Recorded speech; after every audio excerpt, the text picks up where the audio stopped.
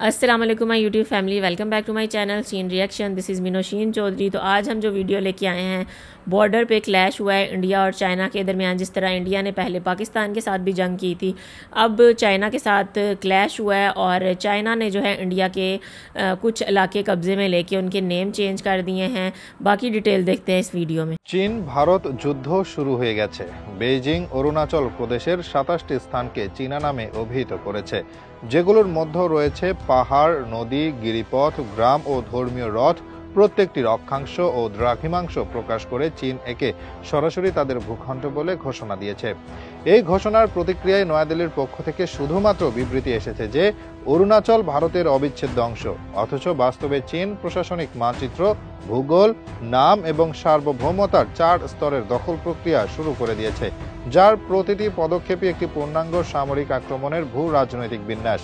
ভারতের রাজনৈতিক নেতৃত্ব এই আগ্রাসনের জবাবে কেবল মুখস্থ বিবৃতি পাঠিয়ে বলছে অরুণাচল ভারতের অবিচ্ছেদ্য অংশ এবং চীনের এই নামকরণ ভিত্তিহীন। কিন্তু বাস্তবে চীন গত ৬ বছর ধরে এই অঞ্চলকে নিজের নিয়ন্ত্রণে নেওয়ার পরিকল্পনা বাস্তবায়ন করে চলেছে। ২০১৭ সাল থেকে শুরু করে ২০২৪ সাল পর্যন্ত ধাপে ধাপে শতাধিক স্থানের নাম বদল করেছে চীন। তিব্বতের নামে তাদের মানচিত্রে একীভূত করেছে এবং ভারতীয় ভূখণ্ডকে নিজেদের প্রশাসনিক মানচিত্রে ঢুকিয়ে নিয়েছে। ২০২৪ সালের সর্বশেষ ধাপে ৩০টি এলাকা চিহ্নিত করে চীন ১ ঘন্টার মধ্যে তাদের রাষ্ট্রীয় মানচিত্রে পরিবর্তন এনে প্রকাশ করেছে। চীনের দাবি স্পষ্ট, ঐতিহাসিকভাবে অরুণাচল ছিল তিব্বতের অংশ এবং সেই সূত্রেই জাংনাং এখন চীনের স্বায়ত্তশাসিত এলাকার অন্তর্গত। এই দাবির পেছনে তারা কেবল কূটনৈতিক ভাষা ব্যবহার করছে না, তারা সামরিক উপস্থিতি, বেসামরিক প্রশাসন, ভাষাগত পুনর্গঠন এবং আন্তর্জাতিক প্রচার যন্ত্রের সমন্বয়ে একটি পূর্ণাঙ্গ দখল নীতি বাস্তবায়ন করছে। এই অবস্থায় নয়াদিল্লির প্রতিক্রিয়া অত্যন্ত দুর্বল, বিভ্রান্তিকর এবং কেবলই প্রতিক্রিয়াশীল। কোনো পূর্ব প্রস্তুতি নেই, কোনো প্রতিরোধ পরিকল্পনা নেই, কোনো কূটনৈতিক ব্যারিকেড নেই। শুধু বিবৃতি আর জাতীয়তাবাদী সংবাদ প্রচারের মধ্য দিয়ে এই আগ্রাসন ঠেকানোর চেষ্টা করা হচ্ছে। এই মুহূর্তে রাশিয়া যে মন্তব্য করেছে তা ভারতীয় প্রশাসনের জন্য সরাসরি চরম অপমান এবং বাস্তবতার নিষ্ঠুর প্রতিফলন। রাশিয়ার পররাষ্ট্রমন্ত্রী সের্গেই ল্যাভরভ বলেছেন, পশ্চিমারা সচেতনভাবে চীন ও ভারতের মধ্যে সংঘাত বাধাতে চাইছে, যাতে এশিয়ার শক্তিসম্পন্ন দুই রাষ্ট্র নিজেদের মধ্যে পরস্পর বিরোধে শক্তি ক্ষয় করে এবং এই ফাঁকে যুক্তরাষ্ট্র ও ইউরোপ গোটা অঞ্চলকে নিজেদের রাজনৈতিক ও সামরিক প্রভাবের অধীনে নিয়ে আসে। ভারতের এই দুর্বলতা চীনের আগ্রাসনকে উৎসাহ দিয়েছে। সীমান্তে যুদ্ধ না করেও চীন মানচিত্রে, প্রশাসনে এবং ইতিহাসে ভারতের অবস্থানকে মুছে ফেলেছে। লাদাখে একই কৌশল প্রয়োগ করে চীন আগে থেকে অঞ্চল দখল করেছে, এখন অরুণাচল নিয়ে একই পদ্ধতি কার্যকর করছে। ভারতের কৌশলগত ব্যর্থতা এখানেই, যেখানে প্রতিটি আগ্রাসনের জবাবে কোনো বাস্তব পদক্ষেপ নেওয়া হচ্ছে না, বরং দীর্ঘসূত্রিতা, মিডিয়া প্রতিক্রিয়া ও স্লোগান নির্ভর জনমতই হয়ে উঠেছে প্রতিরক্ষার প্রধান অস্ত্র।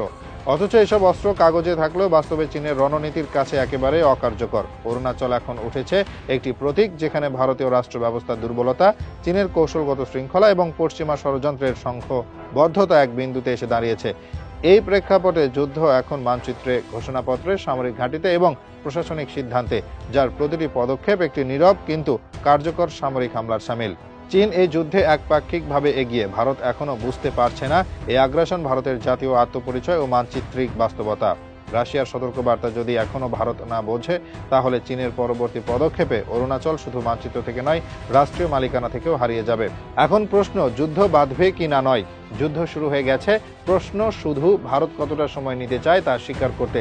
এই যুদ্ধ এখন আর সীমান্তে গুলি চালানো বা সেনা মোতায়েনের মধ্যে সীমাবদ্ধ নেই। চীন তার ভূখণ্ড দাবি প্রতিষ্ঠা করতে কৌশলে মানচিত্র, প্রশাসন, ভাষা ও ইতিহাসকে অস্ত্র হিসেবে ব্যবহার করছে। তাদের লক্ষ্য একটাই, ভারতের উত্তর পূর্বাঞ্চল, বিশেষত অরুণাচল প্রদেশকে আন্তর্জাতিকভাবে বিতর্কিত অঞ্চল হিসেবে প্রতিষ্ঠা করা এবং তারপর রাষ্ট্রীয় কাঠামোর ভেতরে ঢুকিয়ে ডি ফ্যাক্টো নিয়ন্ত্রণ করা। এই নিয়ন্ত্রণ নীরব, সংঘর্ষবিহীন কিন্তু ভয়ঙ্কর দীর্ঘমেয়াদী। ভারত এদিকে একের পর এক নির্বাচনী প্রচার, বিদেশি রাষ্ট্রনায়কদের কর্মর্দন আর দেশীয় সংবাদ মাধ্যমে জাতীয়তাবাদী উল্লাসে ব্যস্ত। বাস্তবে চীন ইতিমধ্যে যে মানচিত্রিক হামলা চালিয়ে দিয়েছে, তার প্রতিক্রিয়ায় ভারত এখনও একটি কার্যকর রাষ্ট্রীয় জবাব দিতে পারেনি। মোদীর সরকারের প্রতিটি বিবৃতি চীনের প্রতিটি পদক্ষেপের তুলনায় দুর্বল, অসম্পূর্ণ এবং বাস্তব প্রতিরোধহীন। এই মুহূর্তে দিল্লি শুধু আঞ্চলিক মানসিকতা দিয়ে এক মহাজাতিক ভূ রাজনৈতিক অভিযানকে প্রতিহত করার ব্যর্থ চেষ্টা করছে। চীন অরুণাচলের ২৭টি স্থানের নাম একতরফাভাবে বদলে ফেলেছে।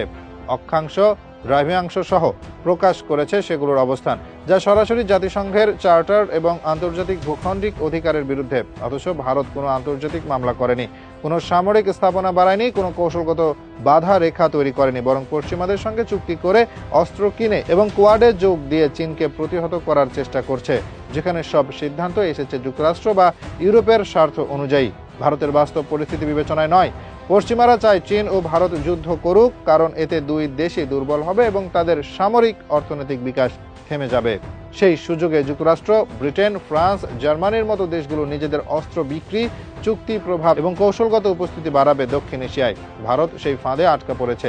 যুদ্ধ শুরু হলে পশ্চিমারা দুঃখ প্রকাশ করবে, মধ্যস্থতার প্রস্তাব দেবে, আর পেছনে বসে অস্ত্র আর আধিপত্যের লাভ তুলবে।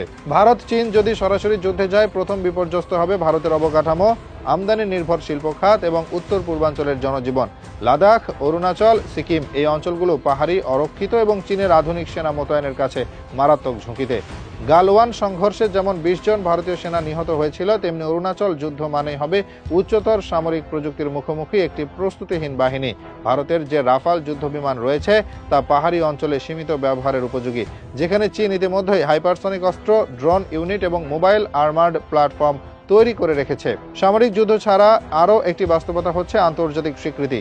तो व्यूअर्स, ये थी आज की वीडियो। जैसा कि हमने देखा कि इंडिया का जो क्लैश है वो अपने डिफरेंट नेबरिंग कंट्री से चलता ही रहता है।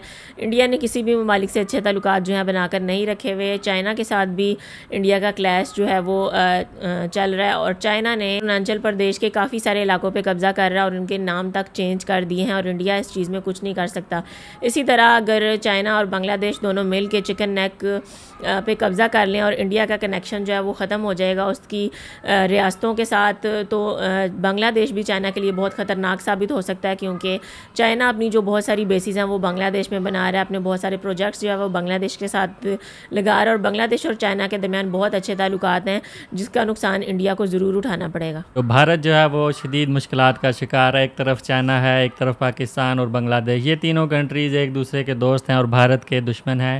यही वजह है कि भारत को हर तरफ से जंग फेस करनी पड़ रही है, और भारत जो है पाकिस्तान को धमकाने की कोशिश करता है, बांग्लादेश को धमकाने की कोशिश करता है, जबकि चाइना जो है वो उसके इलाकों पे कब्ज़ा करता जा रहा है और उनका नाम भी चेंज कर रहा है, और किसी भी वक्त चाइना बॉर्डर पे क्लैश स्टार्ट कर सकता है, और इंडियन आर्मी जो है उसको चाइना की जो आर्मी है वो पीछे धकेल देती है, और जो इलाके हैं उनको अपने कब्ज़े में लेती जा रही है। और बहुत से गाँव जो थे अरुणाचल प्रदेश के वो चाइना ने अपने कब्ज़े में ले लिए हैं। इसी तरह अब चाइना पाकिस्तान मिलके एक एयरबेस बना रहे हैं बांग्लादेश के अंदर, और भारत जो है उसकी नींदें हराम हो चुकी हैं। और जो चिकन नेक कॉरिडोर है, सिलीगुड़ी कॉरिडोर, वो भारत के 7 स्टेट को भारत से मिलाता है, उसको अगर तोड़ दिया जाए, उस पे कब्ज़ा कर लिया जाए, तो भारत जो है 2 टुकड़ों में तकसीम हो जाएगा, और यहाँ पे भारत के लिए मुश्किलात जो हैं वो दिन ब दिन बढ़ती जा रही हैं। बताइएगा आपको वीडियो कैसी लगी। वीडियो अच्छी लगी हो तो वीडियो को लाइक कर दें, चैनल पे न्यू है तो चैनल को सब्सक्राइब कर दें और बेल आइकन को हल्का सा प्रेस कर दें। मिलते हैं नेक्स्ट वीडियो में। Till then stay healthy, stay wealthy, stay awesome. अल्लाह हाफिज़।